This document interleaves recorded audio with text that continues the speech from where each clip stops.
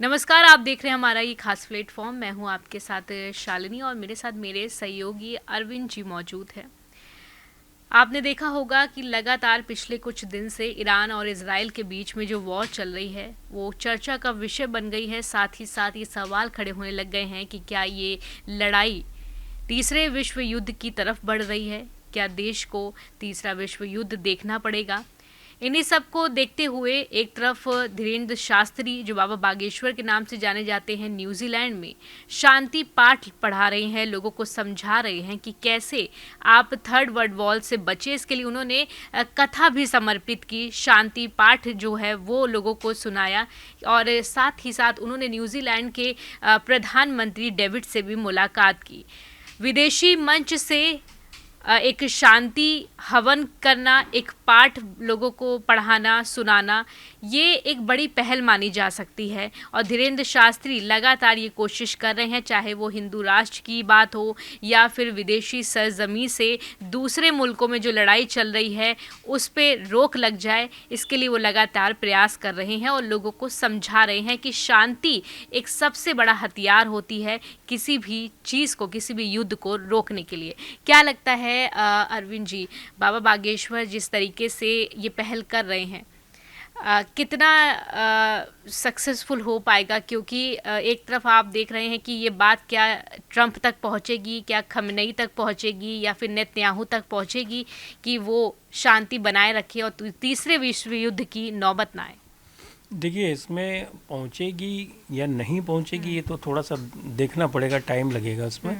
लेकिन हाँ, ये बात सही है कि जिस तरीके के हालात दुनिया में हैं उसे देखते हुए मतलब ये एक पहल ज़रूरी है कि शांति, क्योंकि देखिए युद्ध का शिकार चाहे सैनिक हों, चाहे आम लोग हों, या किसी भी राष्ट्र की अर्थव्यवस्था पे उसका असर हो या इमारतों पे उसका असर हो, चाहे सैन्य ठिकानों पर उसका असर हो, ये सारी चीज़ें बताती हैं कि एक देश की अर्थव्यवस्था, उस देश के नागरिकों के लिए चुनौतियां और उस देश की सैन्य व्यवस्था के सामने भी ढेरों चुनौतियां बढ़ती हैं।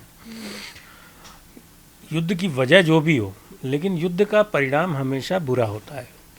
तो ऐसे में अगर विदेशी ज़मीन पर पंडित धीरेन्द्र कृष्ण शास्त्री, जिनको हम बाबा बागेश्वर धाम के पीठाधीश्वर के रूप में जानते हैं, वो अगर शांति का संदेश दे रहे हैं तो मेरा मानना है कि ज़रूर सुनना चाहिए, समझना चाहिए और इस चीज़ को एक विकल्प के रूप में ज़रूर देखना चाहिए पहले।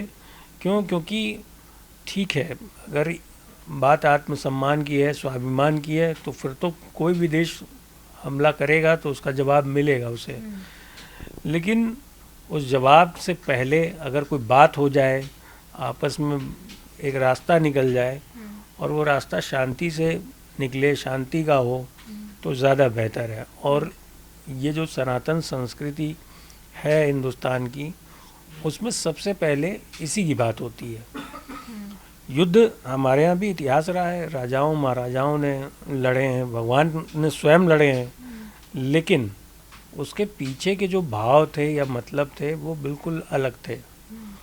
उन युद्ध में जो भगवान की या सनातन संस्कृति में जिन युद्धों का जिक्र होता है उसमें असुरों और सुरों के बीच में, यानी देवताओं के बीच की लड़ाई होती है। तो उसमें जगत कल्याण की एक भावना थी कि असुरों का राज आ गया तो मानवता के लिए खतरा है, देवों के लिए खतरा है। तो वो लड़ाई तो धर्म और अधर्म के बीच की थी। लेकिन ये जो देश आपस में लड़ रहे हैं, यहाँ धर्म अधर्म का कोई मामला नहीं है। यहाँ मामला है ईगो का, अपनी संप्रभुता का।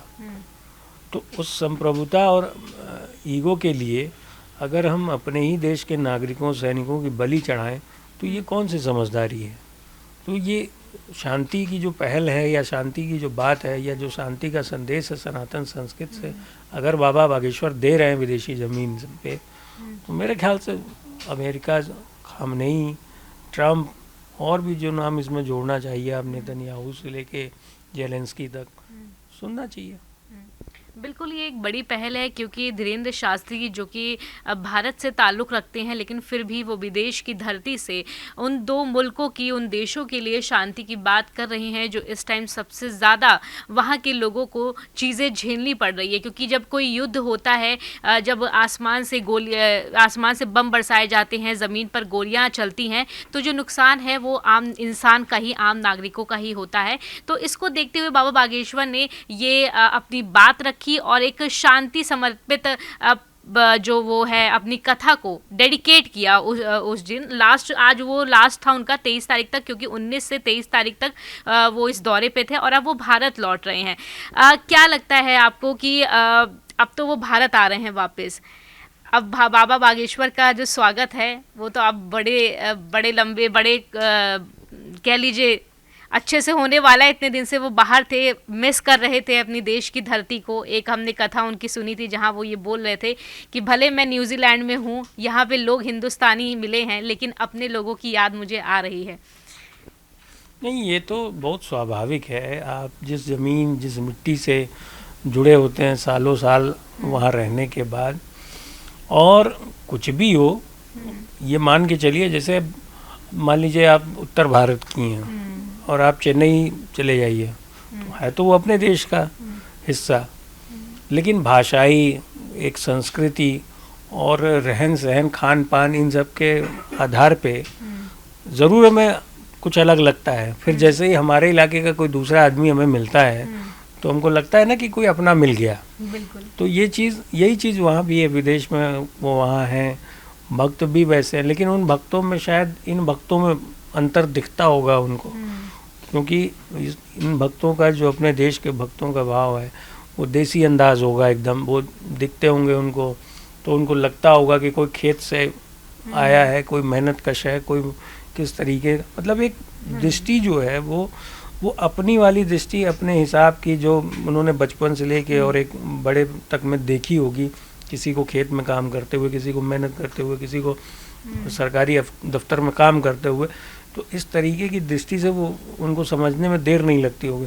अब वहाँ पे जाहिर सी बात है, कुर्ता पैजामा पहने या सूट पहने है तो भारतीय, लेकिन वो लगता होगा उनको कहीं ना कहीं कि थोड़ा सा तो अलग है।